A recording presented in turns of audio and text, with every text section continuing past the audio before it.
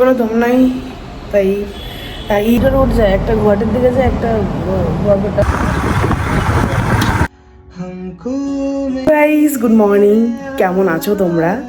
আর যেহেতু দেখো মোটামুটি 3:38 বাজে, তো যেহেতু এত সকাল সকাল আমি রেডি হচ্ছি, দ্যাটস ওয়াই একটা বড় সড়ো রাইডে আমি যাচ্ছি গাইস। তো ফাইনালি বেরিয়ে যাবো 4টার সময়। তো একটা স্টার্টিং ভিডিও করে নিচ্ছি। যাচ্ছি আমার খুব একটা স্বপ্নের জায়গায়, খুব সুন্দর একটা জায়গায়। তো আগে আমার প্ল্যান থাকবে আজকে 500 কিলোমিটার মতো রাইড করার। তো চলো বেরিয়ে পড়া যাক।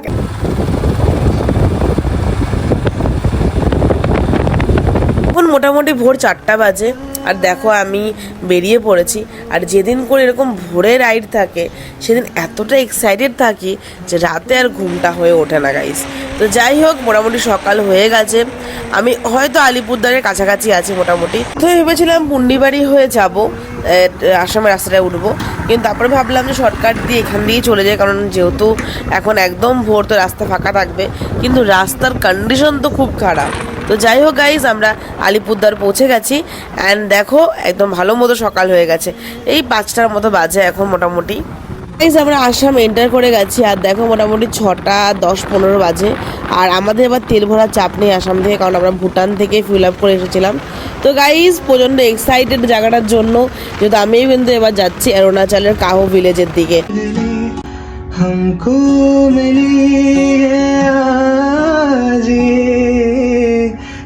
আমাদের আরো কিছু রাইডার্স আছে যারা অরুণাচল থেকে আমাদের সাথে মিট আপ করবে, কিন্তু তার আগে আমাদের এই জার্নিটা তাকে শেষ করতে হবে। বলতে বলতে মোটামুটি 200 কিলোমিটার পার করে গেছি, মোটামুটি বঙ্গাইগাঁওয়ের কাছাকাছি। এখন এখানে কোথাও একটু খাওয়া দাওয়া করবো, কারণ প্রচন্ড খিদে পেয়ে গেছে গাইস, কি আর বলি।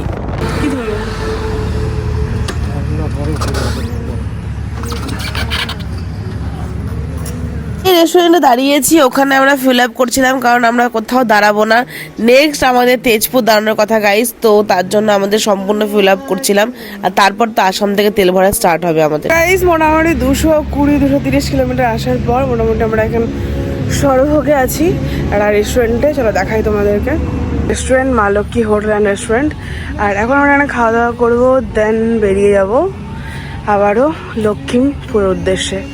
আর জানি না লক্ষ্মীপুর পৌঁছাতে পারবো কি না, বাট দেখো এখন মোটামুটি 8টার কাছাকাছি বাজে, বাট ডোন্ট নো কি হবে। আচ্ছা, দুটো রোড যায়, একটা গুয়াহাটির দিকে যায়, একটা বরপেটা চলে যাবে না? আমরা এখন বেরিয়ে যাচ্ছি, আমাদের নেক্সট স্টেশন থাকবে যেখানে আমরা একটু রেস্ট নিবো, সেটা হলো তেজপুর। তো চলো দেখা যাক টানতে পারি কি না। রোদ উঠে যাচ্ছে প্রচন্ড, জানি না কি হবে। চলো গাইস, রাস্তা দেখা হচ্ছে।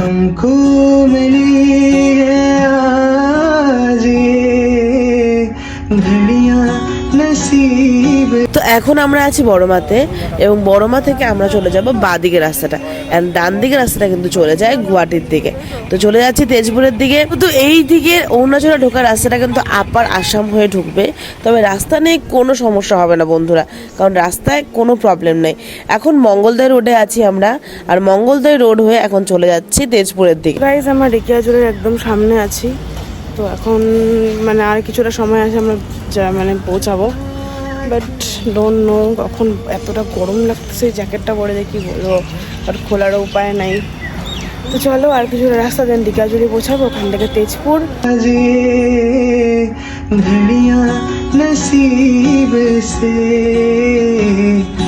जी भर के देख लीजिए।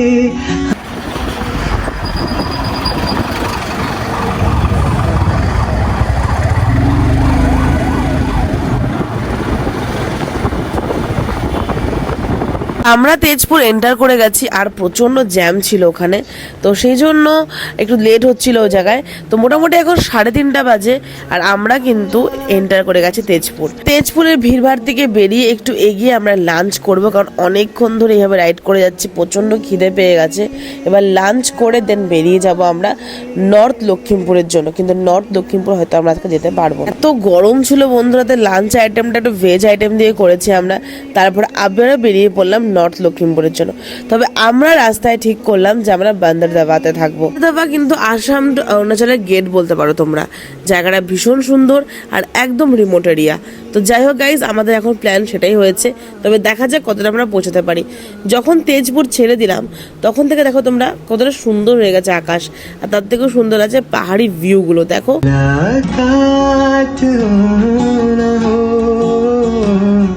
দার্জিলিং এর মতো আসামের চাও কিন্তু ভীষণ বিখ্যাত। আর আমি যতবার আসামে এসেছি ততবার এখানকার চাই আমি ট্রাই করি, কারণ ভীষণ টেস্টি লাগে।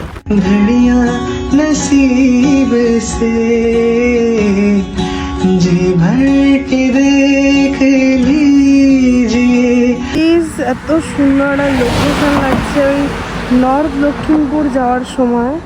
জাস্ট ওয়াও লোকেশন গাইস, একটা ভিউ পয়েন্ট টাইপ লাগছে, কি সুন্দর লাগছে ব্রিজ থেকে পাহাড়টাকে দেখতে, জাস্ট ওয়াও। 103 কিলোমিটার বাকি আছে, মোটামুটি কভার আপ করে ফেলেছি। আর 100 কিলোমিটার আগে নর্থ লখিমপুর পৌঁছাবো। তো চলো এবার রাস্তায় কতটা যাওয়া যায়। আজকের ভিডিওটা অনেক বড় হবে, তো আমাকে প্লিজ দেখো। চলো গাইস, জার্নি স্টার্টেড। তবে আমার আসাম বা অরুণাচলের একটা জিনিস ভীষণ ভালো লাগে, এখানকার রাস্তা নিয়ে কোনো কমপ্লেন হবে না। এত সুন্দর রাস্তা ওরা রিমোট থেকে রিমোট এরিয়াতে তৈরি করে দিয়েছে যে সব রাজ্য এখানে হার মেনে যায়। ফাইনালি আমরা ঠিক করলাম আমরা বান্দরদাওয়াতেই যাব, আর বান্দরদাওয়া একটা রিমোট এরিয়া হবে। তো যাই হোক, আমরা সেখান থেকে খুব ইজিলি অরুণাচল ঢুকে যেতে পারবো গাইজ। তো সেটাই এখন আমাদের প্ল্যানিং হয়েছে। আর কিছুক্ষণের মধ্যে আমরা বান্দরদাওয়া এন্টারও করে যাবো গাইজ। তো মোটামুটি হয়তো একটু রাত হয়ে যাবে, আর হয়েও গেছে। তখন আমরা পৌঁছে গেছি বান্দরদাওয়াতে, আর একদম রিমোট এরিয়া। আর আমরা থাকবো আজকে এই হোটেলটাতে, হোটেল জাগুয়ার ইনে। So much tired guys. চলো আমাদেরকে রুমটাকে ঘুরে দেখাই, রুমটা কেমন। This is a room, double bed আছে, অ্যান্ড দিস ইজ মিরর। এখানে জায়গা পেয়ে যাবে আরামসে, অনেকটা জায়গা আছে, অনেক কিছু আছে এখানে। And this is a bathroom. Perfect, this one. 1400. Just wow. আজকের জন্য এখানেই ভিডিও আসে। বান্দরদাবা টু নামসাই বা তার থেকে আগে থাকতে পারে, সেখানে থাকবো। চলো গাইস, আজকের জন্য ভিডিও শেষ। Tata guys, love you.